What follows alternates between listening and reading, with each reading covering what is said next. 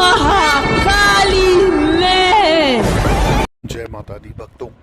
आज का जो वीडियो है ये उन सब भक्तों के लिए है जो अब नवरात्रि की तैयारी करने वाले हैं, क्योंकि इस पितृपक्ष यानी कि श्राद्धों के बाद जब हम तर्पण वगैरह सब कर देते हैं उसके बाद सीधा सीधा हम आ जाते हैं नवरात्रि की ओर। नवरात्रि यानी कि 9 दिन तक आदिशक्ति 9 रूपों की माँ के देवी भगवती सच्ची शक्ति की आराधना करना, उनकी पूजा करना, उनका विधान करना, उनके व्रत करना। तो नवरात्रि इस बार कब पड़ रही हैं, कितने समय से पड़ रही हैं और कब तक रहेंगी, और कैसे उनका पूजा विधान होगा, कैसे हमें सप्तमी, अष्टमी और नवमी मनानी है, कैसा दशहरा मनाना है, कैसे हमें हवन करना है, क्या हमें सामग्री चाहिए, ये सारा विधान, पूजा विधि, सारी चीज़ों की जानकारी आपको इस वीडियो के माध्यम से देने जा रहा हूँ।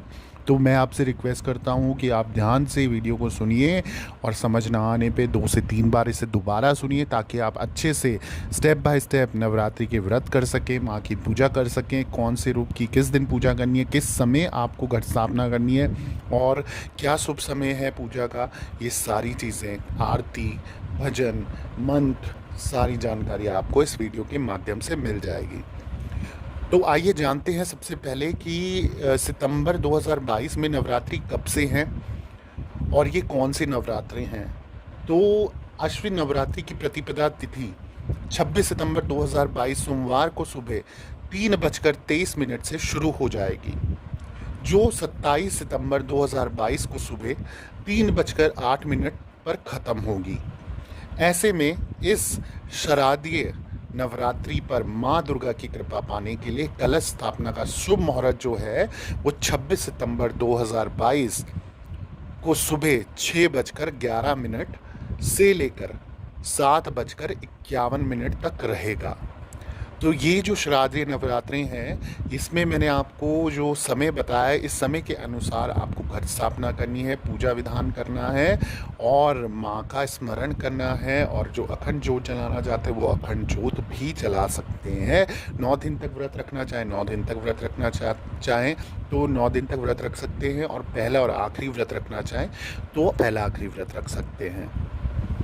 अब जो दूसरा सवाल आता है वो ये आता है, नवरात्रि 2022 के 9 दिन कौन से हैं। तो 9 देवियों के साथ नवरात्रि 2022 के 9 दिन जो हैं वो इस क्रम में है कि पहला जो व्रत होगा माँ शैलपुत्री का होगा, दूसरा जो होगा माँ ब्रह्मचारिणी का होगा, तीसरा जो होगा माँ चंद्रघंटा का होगा, चौथा जो होगा माँ कुष्मांडा का होगा, पांचवा जो होगा माँ स्कंद माता का होगा, छठा जो होगा माँ कात्यायनी माता का होगा, सातवां जो होगा वो माँ कालरात्रि का होगा, आठवां जो होगा वो महागौरी का होगा, और 9वां दिन जो होगा यानी कि 9 दिन की नवरात्रि जो होती है यानी कि नवमी जब होगी वो माँ सिद्धिदात्री की होगी। तो ये 9 देवियों है, ये 9 देवियाँ हैं जिनका हमें आवाहन करना है, जिनका हमें अनुष्ठान करना है, संकल्प लेके पूजा विधान करना है, व्रत करना है इन देवियों का नाम लेके, और हवन करना है इन देवियों का नाम लेके, और घट स्थापना करनी है इन देवियों के नाम लेके। अब ये जानना भी ज़रूरी है कि इस नवरात्रि, इस शारदीय नवरात्रि पर माँ किसकी सवारी कर कर आ रही हैं। तो आप लोगों की जानकारी के लिए बता दूं कि इस बार की जो नवरात्रि हैं इस पे माँ, वैसे तो हम जानते हैं माँ शेर पे सवार होकर आती है, और वो दुर्गा भगवती भवानी है, देवी भगवती है, तो है वो शेर है। पर इस बार आपकी जानकारी के लिए मैं बता दूं कि माँ हाथी पे सवार होकर आ रही है।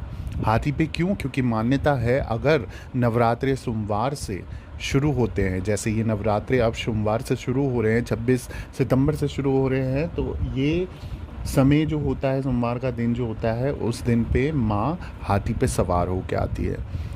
तो माँ के जो सवारी है उनकी भी आपने पूजा आराधना करनी है, और ऐसा माना गया है कि ग्रंथों के हिसाब से जब माँ हाथी पे सवार होके आती है तो बहुत शुभ संकेत होता है, यानी कि जीवन में कुछ अच्छा होने का, यानी कि माँ सबके लिए अच्छा करने के लिए और माँ सबको आशीर्वाद देने के लिए हाथी पे सवार होके आ रही है। तो इस चीज़ का भी हमें खास ही ध्यान रखना है कि माँ की सवारी इस समय कौन सी है और कैसे हमें पूजा विधान करना है। प्रश्न जो आता है वो ये है कि हमारा कंजक पूजा या कन्या पूजन कब करना है, शारदीय नवरात्रि 2022 जो हैं, इसमें हमें कन्या पूजन करना कब है। तो आपकी जानकारी के लिए बता दूं, नवरात्रि की जो अष्टमी और नवमी तिथियां हैं, जैसे हम सब जानते हैं कि कन्या पूजन का विधान है, तो इस बार जो महा अष्टमी पड़ रही है वो 3 अक्टूबर 2022 को पड़ रही है, और नवमी जो पड़ रही है वो 4 अक्टूबर 2022 की है। तो ये चीज़ हमें ध्यान रखनी है कि कन्या पूजन हमें 3 और 4 अक्टूबर को करना है। यानी कि जो अष्टमी पूजते हैं वो अष्टमी के दिन, और जो नवमी पूजते हैं वो नवमी के दिन, तारीख के हिसाब से। अब जो सवाल आता है कि घट स्थापना करनी कैसे है, अक्सर लोग इसमें भी कंफ्यूज हो जाते हैं और समझ नहीं पाते कि घट स्थापना करनी कैसे, उसका विधान क्या है, उसकी विधि क्या है, उसकी पूजा कैसे करनी है। तो मैं सबसे सरल विधि बता रहा हूँ, आपको कहीं दिमाग लगाने की ज़रूरत नहीं है, माथा पच्ची करने की ज़रूरत नहीं है। आप इस विधि विधान से घट स्थापना करिए, आप आसानी से कर सकते हैं। घट जैसा कि हम सब जानते हैं कि मिट्टी का घड़ा होता है, इसे नवरात्रि के प्रथम दिन शुभ मुहूर्त में ईशान कोण के में स्थापित करना है। मतलब जो दिशा होगी, जो डायरेक्शन होगा, ईशान कोण होगा। घट में पहले थोड़ी सी मिट्टी डालनी है, फिर जौ डालने हैं, फिर एक परत आपको मिट्टी की बिछा देनी है, एक बार फिर से जौ डालना है, फिर से मिट्टी की परत आपको बिछा देनी है। अब इस पर जल का छिड़काव करना है। इस तरह ऊपर तक पात्र को मिट्टी से भर देना है। अब इस पात्र को स्थापित करके पूजन करना है आपको। जहाँ घट स्थापित करना है वहाँ एक पाट रखना है आपको, उस पर एक साफ लाल कपड़ा बिछाकर फिर उस पर घट स्थापित करना है। जैसे कि हम सब जानते हैं कि माँ का आसन लाल होता है, तो लाल रंग का कपड़ा आपको बिछाना, नया कपड़ा लेना है। घट पर रोली चंदन से स्वास्तिक का निशान बनाना है। घट के गले में मौली धागा बांध देना है।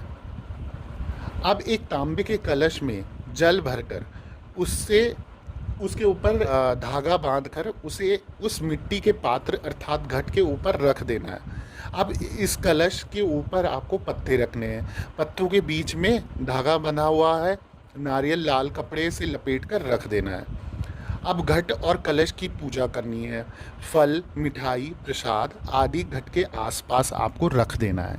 इसके बाद गणेश जी की वंदना करनी है। सबसे पहले गणेश जी का ध्यान करना है, फिर देवी का आवाहन करना है आपको। अब देवी देवताओं का आह्वान करते हुए प्रार्थना करके कि हे समस्त देवी देवता, आप सभी 9 दिन के लिए कृपा कर कलश में विराजमान हो। आवाहन करने के बाद ये मानते हुए कि सभी देवगण कलश में विराजमान हैं, कलश की पूजा करनी है आपको। पूरे 9 के 9 दिन कलश को टीका करना है। अक्षत चढ़ाने, यानी कि जो बिना टूटे फूटे चावल होते हैं वो आपको चढ़ाने हैं। फूल माला चढ़ानी है, फूल माला अर्पित करनी है, इत्र अर्पित करें। नवेग यानी फल, मिठाई आदि आपको चढ़ाना है माँ के जो आपने स्थापना करी है उस पे। तो इस तरीके से हमारा घट स्थापना हो जाएगी। कि हम सब जानते हैं कि नवरात्रि पे अखंड ज्योत जलाने का भी एक विधान है, और जिसे लोग मान्यता मान के फॉलो भी करते हैं, और 9 दिन तक रोज़ उस अखंड ज्योत की सेवा करते हैं और अखंड ज्योत 9 दिन तक जलाए रखते हैं, उसका ध्यान रखते हैं। तो उसमें क्या नियम है, क्या पूजा विधि है और क्यों जलाया जाता है, मैं आपको बता दूं। नवरात्रि के 9 दिनों तक देवी माँ को प्रसन्न करने और मनवांछित फल पाने के लिए गाय के देसी घी से अखंड ज्योति प्रज्वलित की जाती है। लेकिन अगर गाय का घी नहीं है तो अन्य घी से भी आप माता के सामने अखंड ज्योति जला सकते हैं। नवरात्रि के दौरान अगर जिस तरीके से अगर घी नहीं मिला तो आप तेल का प्रयोग भी कर सकते हैं। नवरात्रि के दौरान 9 दिन तक दीपक को जलाए रखना अखंड ज्योति कहलाता है। मान्यता है कि नवरात्रि के दीपक जलाए रखने से घर परिवार में सुख शांति बनी रहती है और सभी कार्य सिद्ध हो जाते हैं। इसलिए नवरात्रि के पहले दिन संकल्प करते हुए अखंड दीपक को जलाना चाहिए और नियम अनुसार उसका संरक्षण करना चाहिए। अखंड ज्योति जलाने की विधि क्या है, अब ये भी जान लेते हैं। नवरात्रि के दौरान जलाए जाने वाले दीपक यानी अखंड ज्योति को जलाने के भी कुछ नियम होते हैं जिनका पालन हमें अच्छी तरीके से करना चाहिए ताकि हमें मनवांछित फल मिले और घर से नकारात्मक ऊर्जा नष्ट हो जाए, दुख दलेदरी नष्ट हो जाए, बुरी नज़र दूर हो जाए और सबके कार्य बनने लग जाए। तो आम तौर पर लोग पीतल के दीप पात्र में अखंड ज्योति प्रज्वलित करते हैं। यदि आपके पास पीतल का पात्र ना हो तो आप मिट्टी का दीप पात्र भी इस्तेमाल कर सकते हो, मगर मिट्टी के दीप पात्र में अखंड ज्योति जलाने से पहले दीप पात्र को एक दिन पहले पानी में भिगो दें और उसे पानी से निकालकर साफ कपड़े से पोंछकर सुखा लें। शास्त्रों के अनुसार नवरात्रि में अखंड ज्योति जलाने से पहले हमें मन में संकल्प लेते हैं कि माँ देवी से प्रार्थना करते हैं कि हमारी मनोकामना जल्द पूर्ण हो जाए और अखंड दीपक को भी कभी भी जमीन पर नहीं रखना है।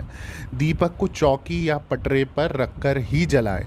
दुर्गा माँ के सामने यदि आप जमीन पर दीपक रखे रहे हैं तो अष्टदल बनाकर रखें। यह अष्टदल आप गुलाल या रंगे हुए चावलों का भी बना सकते हो। अखंड ज्योति की बाती का विशेष महत्व है, ये ध्यान रखना है। इसी बाती रक्षा सूत्र यानी कलावा से बनाई जाती है। सवा हाथ का रक्षा सूत्र पूजा में प्रयोग किए जाने वाला कच्चा सूत जिसे हम बोलते हैं लेकर उसे बाती की तरह दीपक के बीचों बीच रखें। अखंड ज्योति जलाने के लिए शुद्ध घी का इस्तेमाल करना चाहिए। यदि उसके पास दीपक जलाने के लिए देसी घी नहीं है तो आप तिल का तेल का या सरसों के तेल का भी दीपक जला सकते हैं, मगर ध्यान रखें कि इनमें सरसों का तेल शुद्ध हो, उसमें कोई मिलावट ना हो। ठीक है। और अखंड ज्योति को देवी माँ के दाईं ओर रखा जाना चाहिए, लेकिन यदि दीपक तेल का है तो उसे बाईं ओर रखना चाहिए। ये भी एक ध्यान रखने वाली बात है। अखंड दीपक की लौ को हवा से बचाने के लिए कांच की आप चिमनी से ढककर भी रख सकते हो। संकल्प करते समय आप ख़त्म होने के बाद दीपक को फूंक मारकर या गलत तरीके से बुझाना सही नहीं है, तो ये ध्यान रखना है, बल्कि दीपक को स्वयं बुझने देना चाहिए। तो अखंड ज्योति वही होती है जो खुद ही अपने आप ही शांत हो जाए। ईशान कोण यानी उत्तर पूर्व दिशा को देवी देवताओं का स्थान माना गया है, इसलिए अखंड ज्योति पूर्व दक्षिण कोण यानी आग्नेय कोण में रखना शुभ माना जाता है। ध्यान रखें कि पूजा के समय ज्योति का मुख पूर्व या फिर उत्तर दिशा में होना चाहिए। अखंड ज्योत जलाने से पहले हाथ जोड़कर श्री गणेश, देवी दुर्गा और शिवजी की आराधना ज़रूर कर लेना। दीपक प्रज्वलित करते वक्त मन में मनोकामना सोच लें और माँ से प्रार्थना करें कि पूजा की समाप्ति के साथ आपकी मनोकामना भी पूर्ण हो जाए। तो ये पूरी विधि विधान है और किस तरीके से आपको अखंड ज्योत का देखभाल करना है वो सब मैंने आपको बता दिया, तो इस पर गौर फरमाइएगा और ज़रूर इस विधि विधान से ही अखंड ज्योत प्रज्वलित कीजिएगा। अब जो अगला सवाल आता है वो ये आता है कि हमें नवरात्रि पे कौन से दिन कौन सा भोग माँ को देना है या कौन सा भोग प्रसाद माँ को चढ़ाएं ताकि माँ हमसे प्रसन्न हो। तो आइए जानते हैं भोग प्रसाद की जो हमें विधान है कि किस दिन कौन सा भोग हमें चढ़ाना चाहिए, तो वो मैं आपको बता देता हूँ। जैसे 26 सितंबर 2022 को पहला नवरात्र है, तो अगर आप रोग मुक्त रहने के लिए आपको क्या करना है, माँ शैलपुत्री को गाय के घी की से बनी सफ़ेद चीज़ों का भोग लगाओ। ठीक है। अब द्वितीय यानी कि 27 सितंबर जो है उस दिन आपको क्या करना है, लंबी उम्र के लिए आपको माँ ब्रह्मचारिणी को मिश्री, चीनी और पंचामृत का भोग लगाना है। तृतीय तिथि को यानी कि जो तीसरा नवरात्रा है, दुख से मुक्ति के लिए माँ चंद्रघंटा को दूध और उससे बनी चीज़ों का भोग लगाना है। चतुर्थी को तेज बुद्धि और निर्णय लेने की क्षमता बढ़ाने के लिए माँ कुष्मांडा को मालपुए का भोग लगाना है। पंचमी तिथि को स्वस्थ शरीर के लिए माँ स्कंद माता को केले का भोग लगाना है। षष्ठमी आकर्षक व्यक्तित्व और सुंदरता पाने के लिए माँ कात्यायनी को शहद का भोग लगाना है। सप्तमी के दिन शोक व संकटों से बचने के लिए माँ कालरात्रि की पूजा में गुड़ और नैवेद्य अर्पित करना है। उसके बाद आपकी अष्टमी आएगी। संतान संबंधी समस्याओं से छुटकारा पाने के लिए माँ महागौरी को नारियल का भोग लगाना है। नवमी तिथि को यानी कि जो लास्ट नवरात्रा होगा उसमें सुख समृद्धि के लिए माँ सिद्धिदात्री को हलवा, चना, पूरी, खीर आदि का भोग लगाना है। तो ये आपके 9 दिन के 9 भोग हो गए जो आपको इस अनुसार चढ़ाना है और देखिएगा गारंटेड आपको माँ आपसे प्रसन्न होगी अगर आप इस तरीके से भोग प्रसाद माँ को अर्पित करते हैं। बाकी आप लोग यथा शक्ति अनुसार जैसा पूजा विधान आप पहले से फॉलो करते आए हैं या चलते आए हैं या आपकी पारिवारिक जो साथ पुश्ते आपकी जो चला रही हैं जिस तरीके से, आप उस तरीके से भी कीजिए। कुछ नया मत चेंज कीजिए, ऐड करने की कोशिश मत कीजिए। पर ये एक तरीका है जिस तरीके से आप नवरात्रे अच्छे से सफलतापूर्वक व्रत करके आप इनको मना सकते हैं। अब जैसा कि हम सब जानते हैं कि नवरात्रे आएंगे, 9 दिन के नवरात्रे होंगे, तो इन 9 दिनों में माँ की पूजा, व्रत और उपवास किए जाएंगे। लेकिन आपको इस दौरान कुछ ज़रूरी बातों का ध्यान रखना चाहिए। मार्कंडेय और देवी पुराण के अनुसार देवी पूजा और व्रत उपवास नियम के अनुसार ही करने चाहिए, वरना इनका फल नहीं मिल पाता है। पुराणों के अनुसार इन 9 दिनों में पूरे संयम में रहना चाहिए और इंद्रियों पर नियंत्रण रखना चाहिए। ऐसा करने से आध्यात्मिक और शारीरिक शक्ति तो बढ़ती है, साथ ही साथ माँ दुर्गा भगवती भवानी प्रसन्न होती है।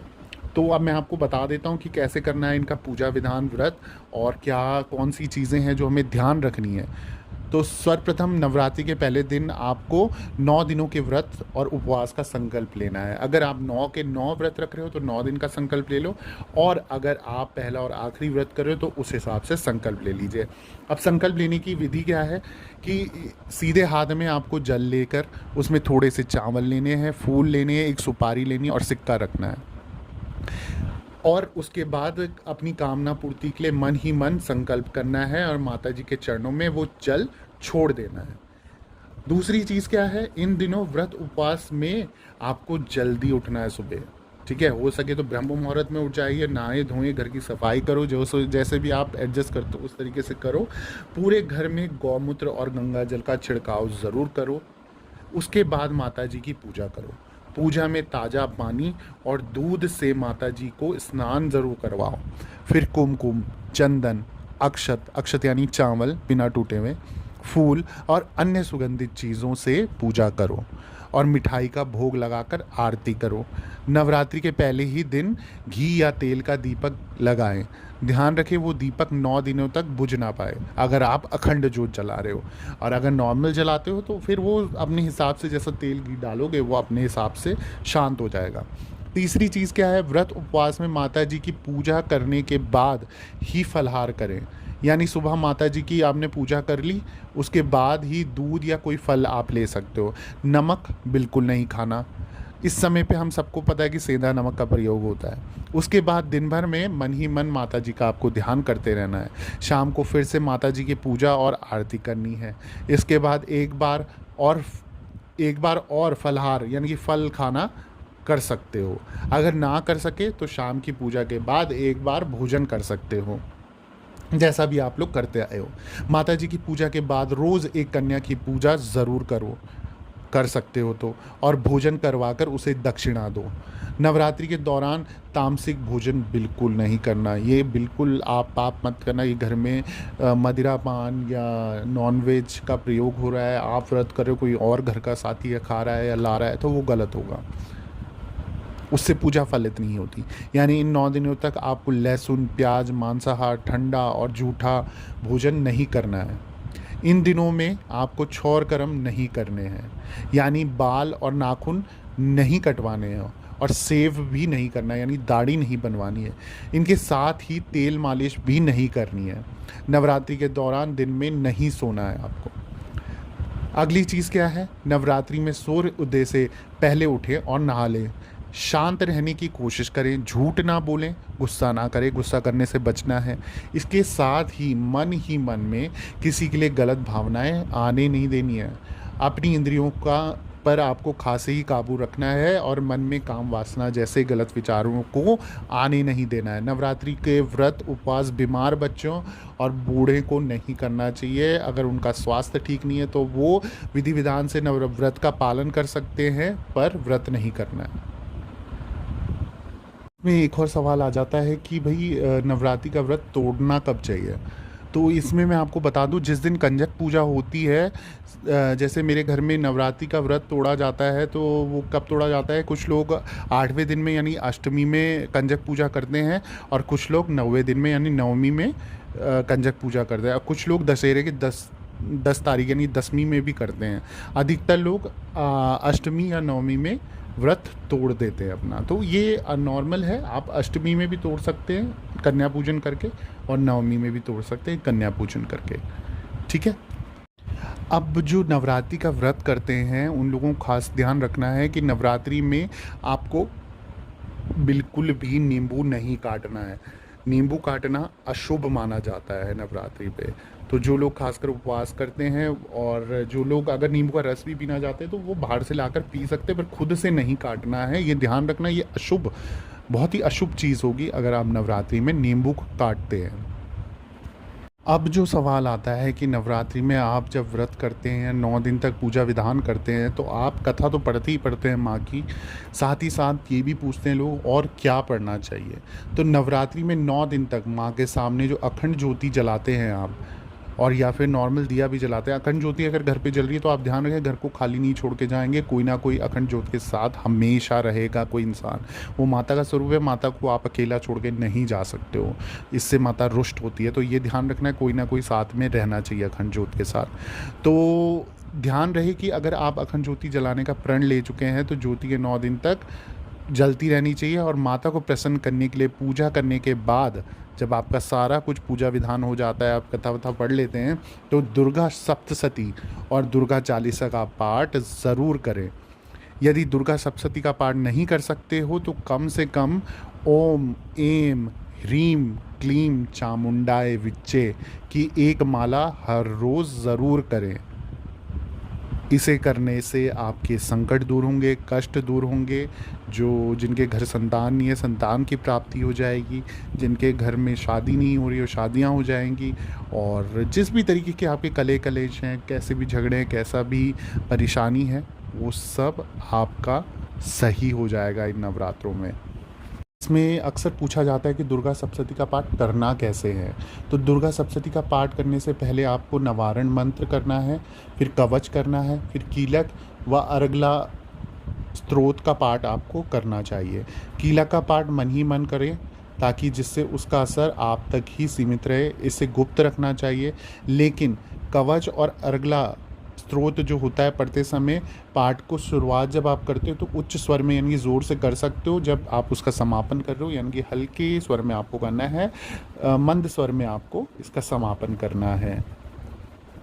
अब सवाल उठता है, भक्त लोग जो पूछते हैं कि कौन से मंत्र का जाप करें नवरात्रों में जो हमारा सिद्ध हो जाए, जो हमारे को देवी के प्रत्यक्ष दर्शन हो या स्वप्न में दर्शन हो, कैसे भी माँ हमारा काम करे या मन इच्छा हमारी जो है, मनोकामना जो है हमारी पूर्ण करें। मंत्रों के द्वारा कौन सी साधना, कौन सी सिद्धि हम मंत्रों के द्वारा पा सकते हैं। तो मैं आपको बता दूँ, मैं आपको कुछ 3-4 मंत्र आपको बता रहा हूँ। ये आप नवरात्रों में अच्छे से आप 108 माला का भी जाप करेंगे तो आपके लिए फलित रहेगा। तो पहला मंत्र है स्वर मंगल मांगले शिवे सर्वार्थ साधिके शरण्य त्र्यंबके गौरी नारायणी नमोस्तुते। ये पहला मंत्र हो गया। दूसरा मंत्र है ओम जयंती मंगला काली भद्र काली कपालिनी दुर्गा क्षमा शिवा धात्री स्वाहा स्वदा नमस्तुते। ये दूसरा हो गया। तीसरा है या देवी सर्वभूतेषु शक्ति रूपेण संसिता नमस्तत्सई नमस्तत्सई नमस्तत्सई नमो नमः। और जो चौथा है वो नवारण मंत्र है, जिसका मैंने पहले भी जिक्र करा है और मैं अभी आपको फिर से बता देता हूँ कि नवारण मंत्र का आप जितना ज़्यादा हो सके अधिक से अधिक जाप कीजिए, आपके लिए ये बहुत फ़ायदेमंद रहेगा, आपके बहुत सारे काम बन जाएंगे। तो नवारण मंत्र जो है वो ये है ओम एम ह्रीम क्लीम चामुंडाय विच्चे। इस मंत्र का भी आपको जाप करना है। तो ये कुछ मंत्र हैं जो मैंने आपको बताए हैं, इनको सिद्ध कीजिए, इनकी साधना कीजिए और भक्तिपूर्वक विधि विधान से संकल्प लेते हुए इन मंत्रों का जाप कीजिए। आपके लिए ज़रूर फलित होगा, आपको ज़रूर माँ भगवती का आशीर्वाद मिलेगा। अब कई बार ये कन्फ्यूजन होता है कि नवरात्रों में कन्याओं को कैसे खिलाई जाती हैं या कैसे कन्या पूजन करना है।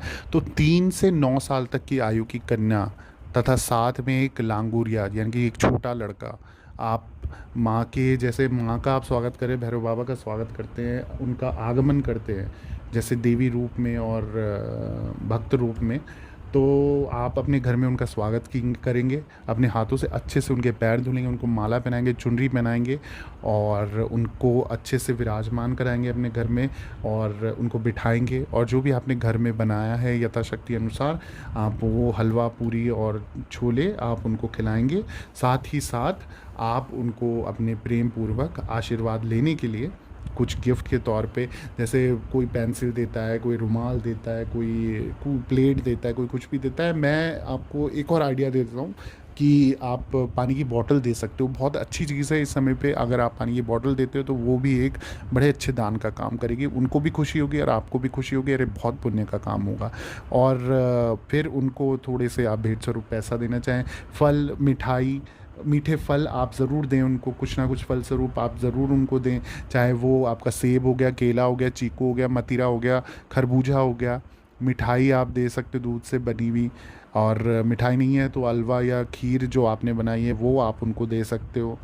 तो ये सारी चीज़ें करके आप उनके पैर छू के, अपने पीठ पे 3 बार हाथ लगवा के उनसे आशीर्वाद लें और भूल चूक की माफ़ी मांग के नवरात्रों का उस समय के लिए आप अंत करें। और माँ से यही प्रार्थना करेंगे हर साल जैसे इस साल आप आए हैं, अगले साल फिर से आना और इस तरह आशीर्वाद लेके उनको प्रेम पूर्वक घर तक छोड़ के आए। अब जैसा कि हम जान रहे हैं कि 26 सितंबर 2022 से नवरात्रि शुरू होंगे और 5 अक्टूबर को इनका समापन है।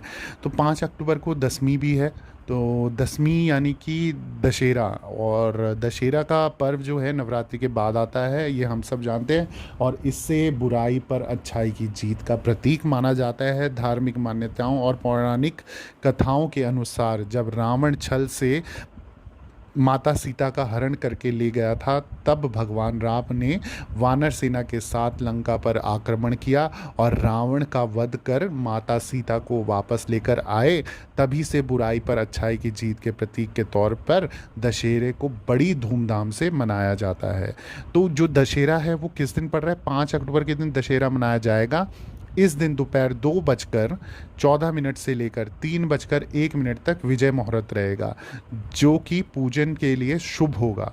कहा जाता है शुभ मुहूर्त में पूजा करना अधिक फलदायी और लाभकारी होता है, तो इस समय पे ज़रूर पूजन करें।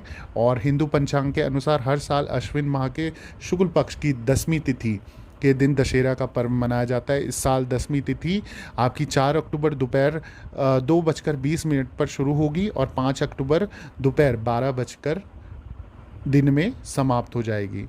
तो उदया तिथि के अनुसार 5 अक्टूबर को दशहरा मनाया जाएगा, ये हम सबको ध्यान रखना है। तो इस तरीके से आप दशहरे का भी पूजन करेंगे 5 अक्टूबर को, और अच्छे से आप दशहरा मनाइए। और साथ ही साथ आपको मैं दशहरे की भी हार्दिक शुभकामनाएं देता हूं, और विधि विधान से जो पूजा का समय दिया है उस हिसाब से आप पूजा पाठ करके और बुराई पे अच्छाई की जीत का प्रतीक करके, और दीपक ज़रूर प्रज्वलित करें अपने घर पे, अपने घर के आंगन में।